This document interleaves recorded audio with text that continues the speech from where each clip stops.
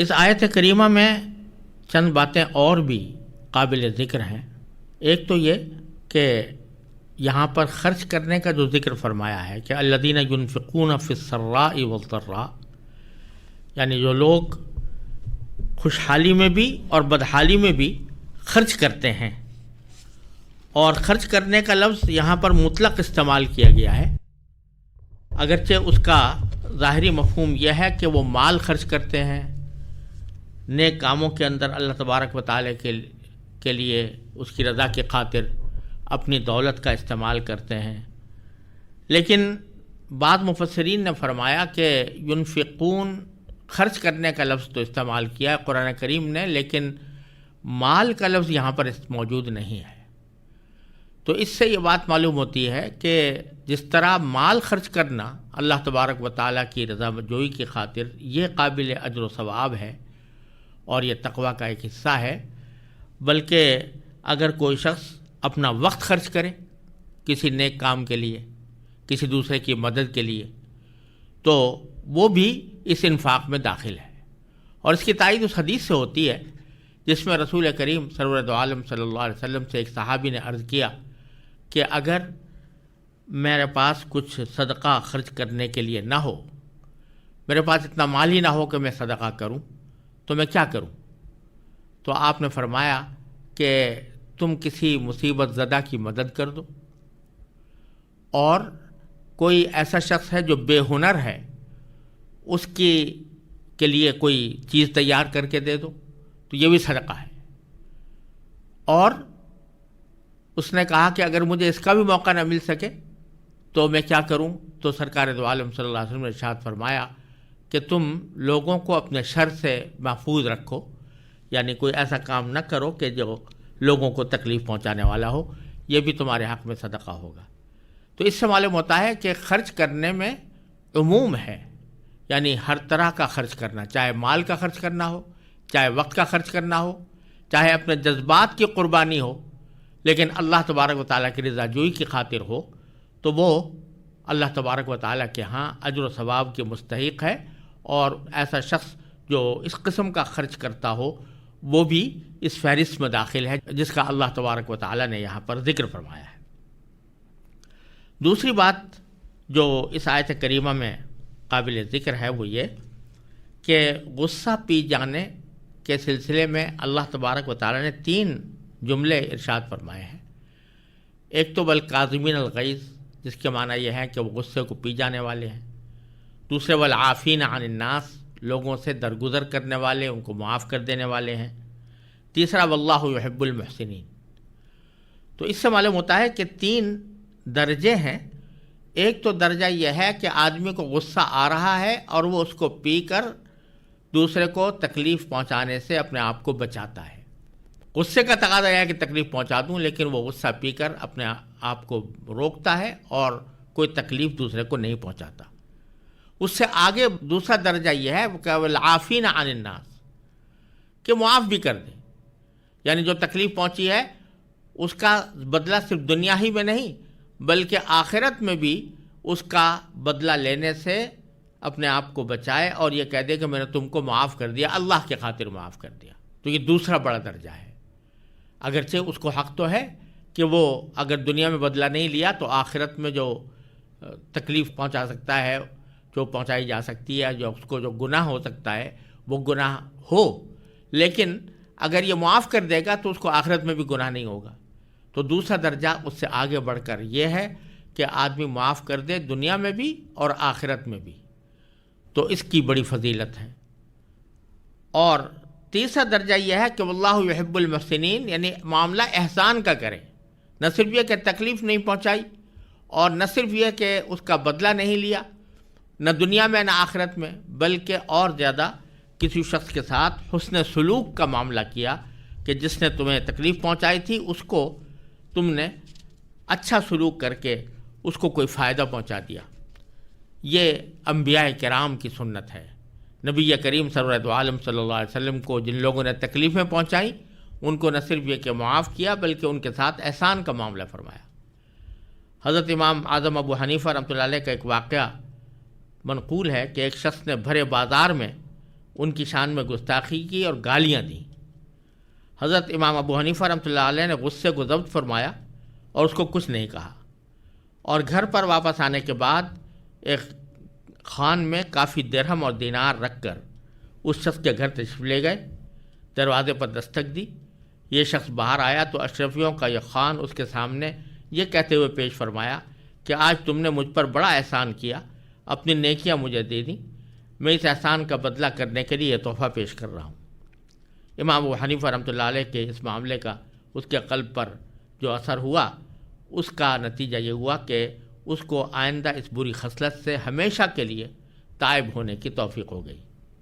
اور اس نے حضرت امام ابو حنیفہ سے معافی مانگی، آپ کی خدمت اور صحبت میں رہ کر علم حاصل کرنے لگا، یہاں تک کہ اس نے اپنے آپ کے شاگردوں میں ایک بڑے عالم کی حیثیت اختیار کر لی۔ تو یہ انبیاء کرام کی سنت ہے، نبی کریم صلی اللہ علیہ وسلم کی سنت ہے کہ نہ صرف معاف کر دیا جائے بلکہ اس کے ساتھ حسن سلوک کا معاملہ کیا جائے۔ قرآن کریم نے بھی دوسری جگہ ارشاد فرمایا ہے کہ ادفع باللتی ہی احسن، کسی شخص نے اگر تمہیں کوئی تکلیف پہنچائی ہے تو اس کی مدافعت اچھائی کے ساتھ کرو، فإذا الذی بینک وبینہ عداوۃ،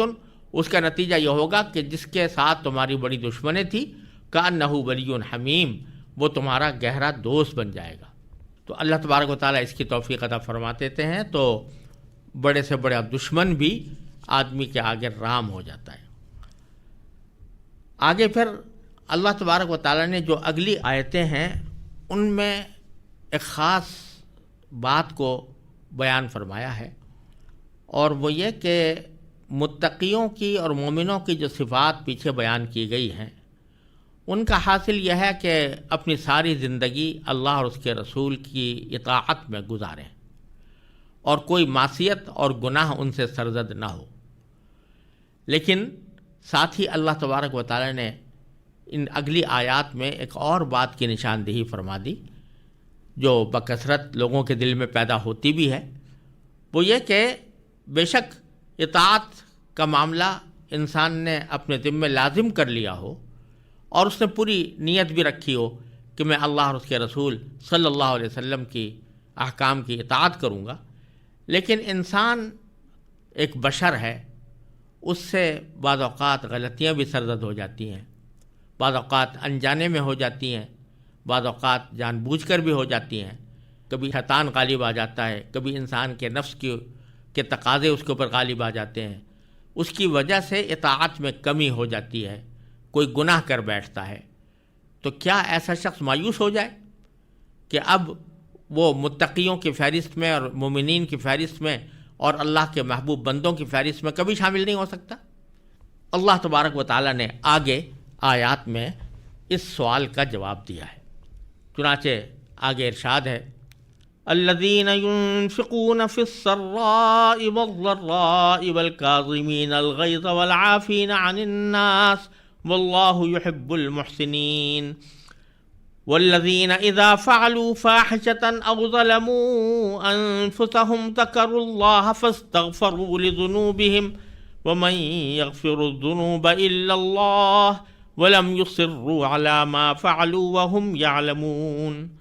اولئک جزاؤہم مغفرۃ من ربہم وجنات تجری من تحتها الانہار خالدین فیہا ونعم اجر العاملین قد خلت من قبلکم سنن فسیروا فی الارض فانظروا کیف کان عاقبۃ المکذبین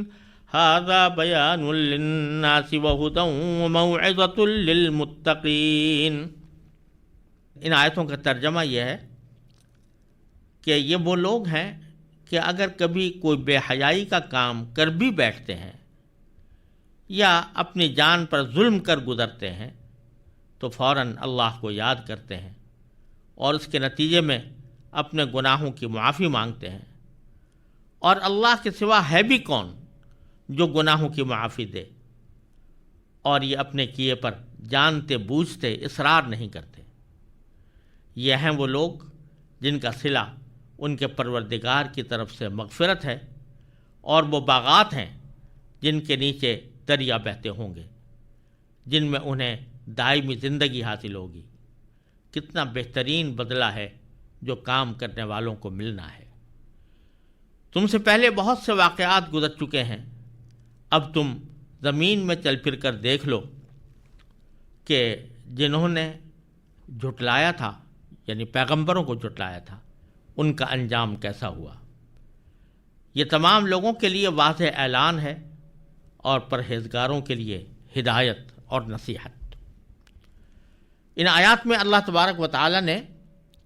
انسان کو اس بات کی طرف متوجہ فرمایا ہے کہ ضروری نہیں کہ ایک عام آدمی کی زندگی اس کی پیدائش سے لے کر یا بالغ ہونے سے لے کر مرتے دم تک کبھی اس سے کوئی گناہ سرزد نہ ہو، کبھی کوئی غلطی نہ ہو۔ انسان ہے اور اس سے کبھی کبھی غلطی بھی سرزد ہو سکتی ہے، لیکن اس غلطی کا مداوع یہ ہے کہ وہ جب بھی غلطی سرزد ہو تو اس پر اصرار کرنے کے بجائے اللہ تبارک و تعالی سے اس کی معافی مانگے، استغفار کرے۔ چنانچہ اللہ تعالیٰ فرماتے ہیں کہ یہ وہ لوگ ہیں کہ جب یہ کوئی بے حیائی کا کام کر بھی بیٹھتے ہیں، او ظلموا انفسہم، یا اپنی جانوں پر ظلم کر گزرتے ہیں، اور جانوں پر ظلم کرنے سے مراد ہے کوئی گناہ کر بیٹھنا۔ تو اگر کبھی گناہ سرزد ہوتا ہے ان سے تو یہ نہیں کہ اسے نہ زوری کریں اور اس کو درست ثابت کرنے کی کوشش کریں، بلکہ اس وقت وہ اللہ کا ذکر کرتے ہیں، اللہ کو یاد کر لیتے ہیں کہ اللہ کے سامنے پیش ہونا ہے اور اپنے اس عمل کا جواب دینا ہے۔ فاستغفروا لذنوبہم، اور وہ اپنے گناہوں کی معافی مانگتے ہیں۔ اور بیچ میں اللہ تبارک و تعالیٰ نے جملہ معترضہ کے طور پر بڑا پیارا جملہ ارشاد فرمایا کہ اللہ کے سوا ہے بھی کون جو گناہوں کی معافی دے۔ وَمَن يَغْفِرُ الذُّنُوبَ إِلَّا اللَّهُ، اللہ تعالیٰ کے سوا ہے بھی کون جو گناہوں کی معافی دے۔ اور پھر فرمایا وَلَمْ يُصِرُّوا عَلَىٰ مَا فَعَلُوا، اور جو کچھ انہوں نے کیا ہے، یعنی جو گناہ ان سے سرزد ہوا ہے، اس پر اصرار نہیں کرتے۔ اور وَهُمْ يَعْلَمُونَ، جبکہ وہ جانتے ہوں، جان بوجھ کر اصرار نہیں کرتے۔ بھول چوک میں کوئی بات ہو جائے تو بات دوسری ہے، لیکن جانتے بوجھتے اس پر اصرار نہیں کرتے۔ یہاں دو باتیں قابل ذکر ہیں۔ ایک تو یہ کہ اللہ تبارک و تعالی نے انسان کے لیے یہ راستہ مرتے دم تک کھلا رکھا ہے کہ اگر کبھی اس سے کوئی غلطی ہو جائے تو اللہ تبارک و تعالیٰ کی بارگاہ میں حاضر ہو کر استغفار کرے، معافی مانگے۔ اللہ تبارک و تعالیٰ اپنے فضل و کرم سے اس کو معاف کر دیتے ہیں۔ اور اللہ تبارک و تعالیٰ نے یہ ایک تریاق دیا ہے۔ شیطان انسان کو بہکاتا رہتا ہے، انسان کے نفسانی تقاضے، نفسانی خواہشات انسان کو بہکاتی رہتی ہیں۔ یہ ایک زہر ہے جو انسان کے ساتھ لگا ہوا ہے، لیکن اس زہر کا تریاق اللہ تبارک و تعالیٰ نے اتنا آسان کر دیا ہے کہ جب کبھی شیطان بہکائے یا نفس کے تقاضے سے مغلوب ہو کر انسان کوئی گناہ کر بیٹھے تو فوراً اللہ تبارک و تعالیٰ نے ایک تریاق عطا فرما دیا کہ اس زہر کا تریاق یہ ہے کہ وہ اللہ تبارک و تعالیٰ کی بارگاہ میں حاضر ہو کر استغفار کرے۔ استغفار کرے گا، معافی مانگے گا، سچے دل سے مانگے گا، تو اللہ تبارک و تعالیٰ فرماتے ہیں کہ اللہ تعالیٰ کے سوا ہے بھی کون جو انسان کے گناہوں کو معاف کرے۔ اللہ تبارک و تعالیٰ معاف کر دیتے ہیں۔ شرط یہ ہے کہ اصرار نہ کرے۔ اصرار کے دو معنی ہیں۔ ایک معنی تو یہ کہ وہ غلطی کو درست ثابت کرنے کی فکر میں نہ رہے، کہ جو غلطی ہوئی ہے اس کی تعویلیں تلاش کرے اور یہ کہے کہ نہیں یہ غلطی نہیں ہوئی،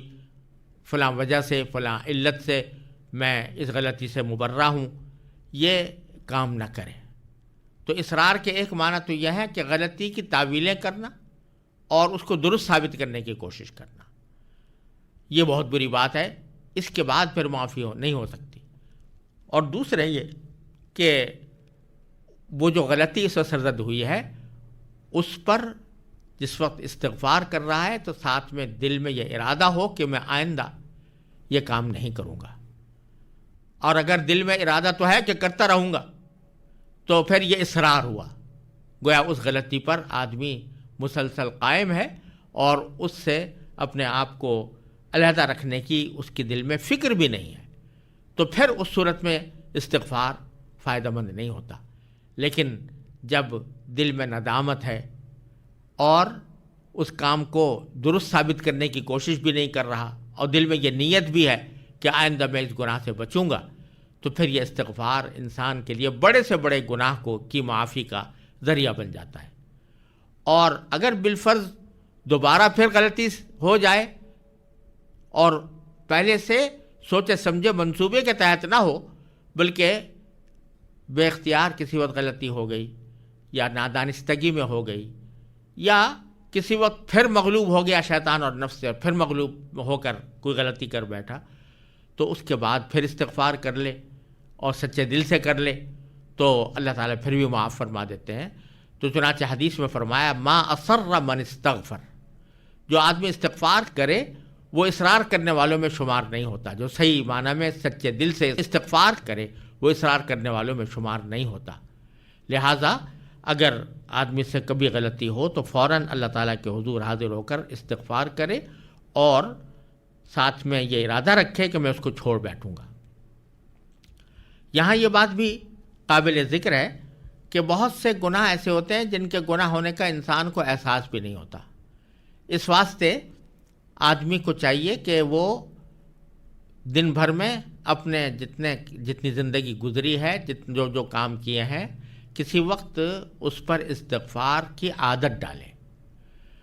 نبی کریم سرورت عالم صلی اللہ علیہ وسلم گناہوں سے معصوم تھے، آپ سے کوئی گناہ سرزد نہیں ہوتا تھا. اس کے باوجود آپ فرماتے ہیں کہ میں دن میں 70 مرتبہ اللہ تعالیٰ سے استغفار کرتا ہوں. لہٰذا آدمی کو چاہیے کہ وہ استغفر اللہ تعالیٰ سے معافی مانگنے کا عمل ہر حال میں جاری رکھے، چاہے اس کو اپنا کوئی گناہ نظر نہ آ رہا ہو لیکن پھر بھی استغفار کرے. اور بہتر یہ ہے کہ رات کو سونے سے پہلے آدمی اپنے دن بھر کی مصروفیات کا تصور کر کے اللہ تعالیٰ سے کہ حضور معافی مانگے کہ یا اللہ اگر ان مصروفیات میں کوئی غلطی مجھ سے سرزد ہوئی ہو تو میں آپ سے معافی کا طلبگار ہوں. تو اس صورت میں اللہ تبارک و تعالیٰ انشاءاللہ اس کو محفوظ رکھیں گے اور آئندہ بھی گناہوں سے بچنے کی توفیق ہوگی.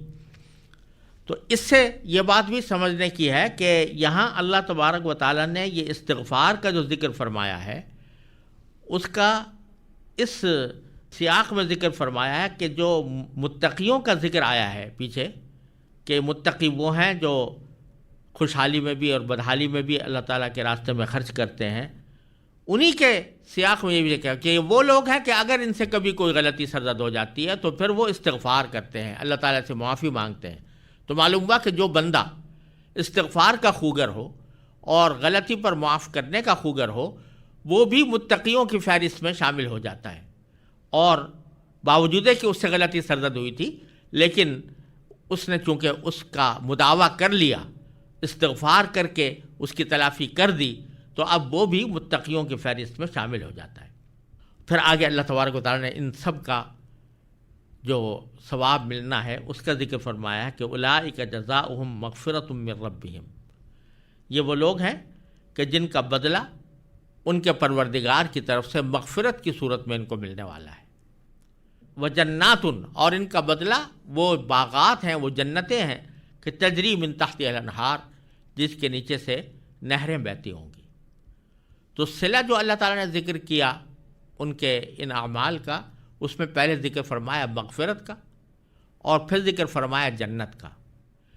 تو معلوم ہوا کہ سب سے پہلی چیز جو انسان کو اللہ تبارک و تعالیٰ کی طرف سے بطور انعام عطا ہوگی وہ مغفرت ہے، کیونکہ اگر مغفرت نہیں ہے تو پھر انسان کو جنت کا بھی استحقاق نہیں ہو سکتا. تو اللہ تعالیٰ پہلے مغفرت فرمائیں گے اور پھر اس کو وہ جنتیں عطا فرمائیں گے جن کے نیچے نہریں بہتی ہوں گی اور اس میں وہ ہمیشہ رہیں گے خالدین فیہا ونعم اجر العاملین. اور کتنا بہترین بدلہ ہے جو کام کرنے والوں کو وہاں پر ملنا ہے. تو بتلا دیا کہ یہ جو پیچھے اعمال بتائے گئے تھے یہ کام کرنے والے اللہ تبارک و تعالیٰ کی طرف سے بہترین بدلے کے مستحق ہوں گے. آگے پھر اللہ تبارک و تعالیٰ نے ان لوگوں کا بھی ذکر فرما دیا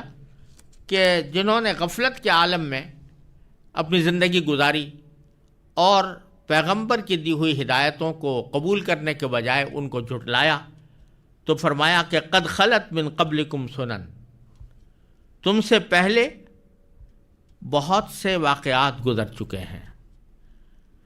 فسیروا فی الارض، تو اب تم زمین میں چل پھر کر دیکھ لو،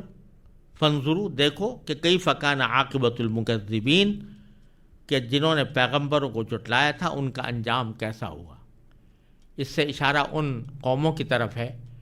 کہ جنہوں نے پیغمبروں کو جھٹلایا اور اس کے نتیجے میں ان پر اللہ تعالیٰ کی طرف سے عام عذاب نازل ہوا، جیسے عاد کی قوم تھی یا ثمود کی قوم تھی، جن کا ذکر قرآن کریم میں متعدد مقامات پر آیا ہے اور انشاءاللہ آگے آئے گا۔ تو وہاں ان کی تباہی کے اثرات ابھی تک موجود تھے اور بعض جگہ اب بھی موجود ہیں۔ تو فرما رہے ہیں کہ جب تم زمین میں چل پھر کر دیکھو گے تو پتہ چلے گا کہ ان کا کیا انجام ہوا، کس طرح ان کو تباہ و برباد کیا گیا۔ اس لیے اس بات سے ڈرو کہ اللہ تعالیٰ کا عذاب تمہارے اوپر نازل ہو، اور اللہ تعالیٰ کے ان احکام کی پیروی کرو جن کا پیچھے ذکر کیا گیا ہے۔ فرمایا ھذا بیان للناس، یہ تمام لوگوں کے لیے واضح اعلان ہے، وہدن، اور ہدایت ہے، وموعظۃ، اور نصیحت ہے، للمتقین، متقیوں کے لیے، یعنی پرہیزگاروں کے لیے جو اللہ تعالیٰ سے ڈرنے والے ہیں۔ اللہ تبارک و تعالیٰ ان احکام پر ہم سب کو عمل کی توفیق عطا فرمائے۔